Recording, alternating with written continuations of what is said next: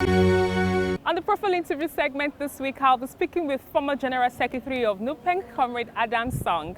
He brings us up to speed on the life and times of Chief Frank Kokori as a trade unionist and also a politician, while emphasizing on the need for trade unionists to evolve as the world of work is changing. It's good to have you on the program, sir. Thank you for having me on the program. A lot have been happening in the world of work, but recently we know that we lost one of the foremost trade unionists in Nigeria, Chief Frank Kokori. First, what does this mean to you, owing to the fact that you worked very closely? Oh, it's really unfortunate. Death is a necessary end. It will come to each and every one of us. But the death of Kokori, in fact, it is a very, very serious blow to me as a person and to NUPENG as an organization. I happen to be recruited into the Nigerian Union of Petroleum and Natural Gas during the time of NUPENG as the General Secretary, Kokori as the General Secretary. He employed me and as a greenhorn, give me the practical training and coach me all through, like he's my godfather and mentor in the union. So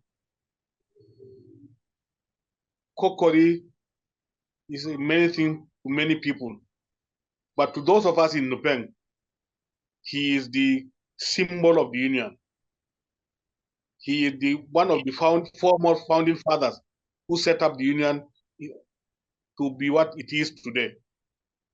So Kokori means much more than you can ever imagine to every single member of Nigerian Union of Petroleum and Natural Gas, not only to me. Okay, what would you say actually stood him out from the rest? We know that I, for one, was able to gather during the burial ceremony that he was a good trade unionist and he was also an effective politician. Owing to the fact that right now, as we speak, we know that there are a lot of controversies on how a labor unionist should comport himself or herself. And generally, how would you say he was able to combine both politics and labor, and it was never misunderstood all through? Yeah, Kokori is gifted. He is a very lucky person. First and foremost, Kokori is very forthright. He doesn't mince word on issues. Whatever his position on any issue, he should make sure that all his associates and subordinates understand his position very, very clearly. So the question of misunderstanding or misquoting or what will be out of it. So Kokori is one officer who will say things as it is, and he will remain on that position until that time. And if he has any reason to change, he will not change behind you, he will change before you. And he will give you reasons why there is need for you to shift. This and much more earn him a lot among his colleagues and his subordinates, especially those of us who are his students.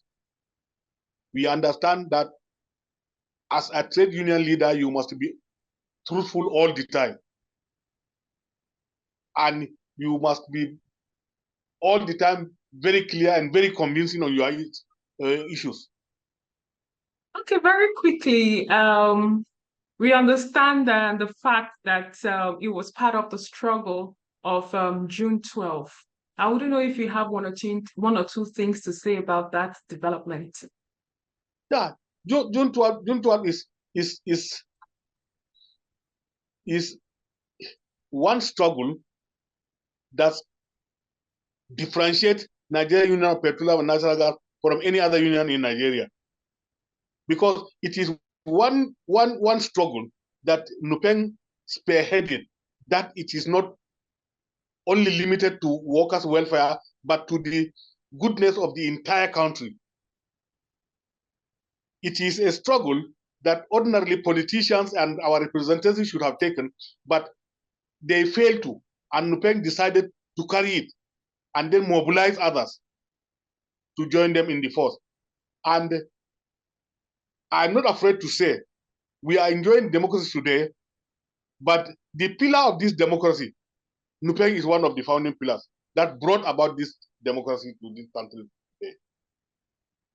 So very quickly, during the burial ceremony in the early part of this month, and some of the leadership of NUPENG came up with the idea of the federal government of Nigeria requesting that they should honor him grant to him a national award posthumously. What do you have to say about this request or demand?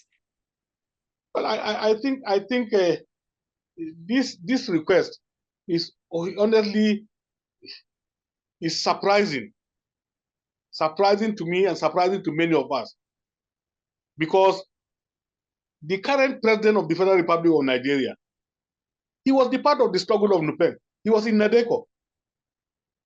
And if there is one person who has sacrificed so much in the realization of June's struggle, it is Chief Frank Kokori. Therefore, whatever honor anybody in the struggle for democracy deserves, Kokori should be one of them.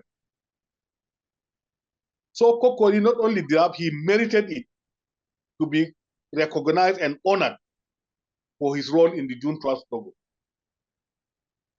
So generally, what are you going to miss about Chief Frank Kokori? Of all the several labor issues that Nigerian workers are faced with, if we want to narrow it down to the oil and gas sector, we'll say casualization of workers and many more. Which one of it did Frank Kokori actually tried his best to ensure that there was improvement on? Casualization. Frank Kokori has done more than enough for casualization. If not for his past efforts, only God knows what would have been the employment like in the oil and gas industry. So Kokori will be remembered as a force that ensured that a reasonable terms of employment is applicable in the oil and gas sector. What was unique about his leadership, since you are one of his mentees? What would you say was unique about his skills? Could it be negotiation skills? What actually stood him out from the rest, from your own experience with him during his lifetime? During his lifetime, I have learned to see Kokori as the best negotiator. Kokori is a very, very skillful negotiator. However, he happened to have other lieutenants who are also his carbon copy. So the three of them become the master of negotiation in the oil and gas industry. So Kokori is an epitome of wholesome trade union leader. So what do you think will be missed about him? We will miss his leadership, all aspects of his leadership, his fatherly role, his honesty, his outright spokenness, his sincerity of purpose, and he has no sentiment when it comes to official business. You're the former General Secretary of the Nigerian Union of Petroleum and Natural Gas Workers, and that happened to be a role that your mentor actually also held for a while. Looking at the labor sector currently, what are your observations? Well, my observation is that the issues and the problems of the labor, and in fact, the society generally is changing. So also labor and the leadership and the method must be changing. Because in the past, the way things are done, you can hardly do it this now and get results. So labor leaders should now get up and know that they should be training is a necessary continuation all the time, because as things changes, the also strategy must change. So labor leaders cannot afford to be standstill.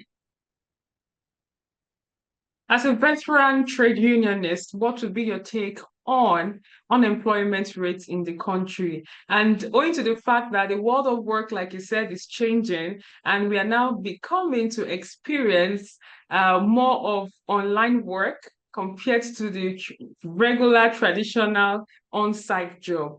As a veteran and labor unionist, don't you think there are some adjustments that labor leaders actually have to take as regards this development? Madam, not only adjustment, there are serious adjustments. Things that are taking our jobs away is not only online things, there are also robots, artificial intelligence. These are all forces working against the regular employment of workers. So these are challenges to the labor leaders. They need to wear their thinking cap and start developing strategies to how they can match these new trends. In our time, we don't face these trends they are facing. It is now left for them to devise means how to match the new trends and checkmate it. So finally, what would be your words of encouragement to the trade union movement generally, and also for the family of Chief Frank Kokori? Well, to the family of Chief Kokori, I think Chief Kokori's life is being celebrated. It is not always nice to lose your dear one, but there are certain times when you lose your dear one that you look at it with achievement, you discover that yes, since there is nobody who has been promised to live forever, everybody must die. There are certain times when somebody dies, say that okay, he died at the right time. He died at the time that we need to celebrate him, because the legacy he left behind is a very pleasant legacy. So Kokori, may his soul rest in peace. But Kokori left behind a legacy of that can cheer up everybody. And to labor leaders of today, I doff my hat to them. They need to work hard. They have their challenges before them are enormous. The sophistication of the employer is every day getting more and more sophisticated, and they cannot afford to be left behind. Thank you very much for your time. Thank you, Ma. It was an interesting conversation I had with you. Thank you very much. Nice And that's talking all to we can And that's all we can take on today's edition of the program. Join us next week for a fresh edition of the show. I am Sharon Ijason. Thanks for watching, and remember that labor creates wealth.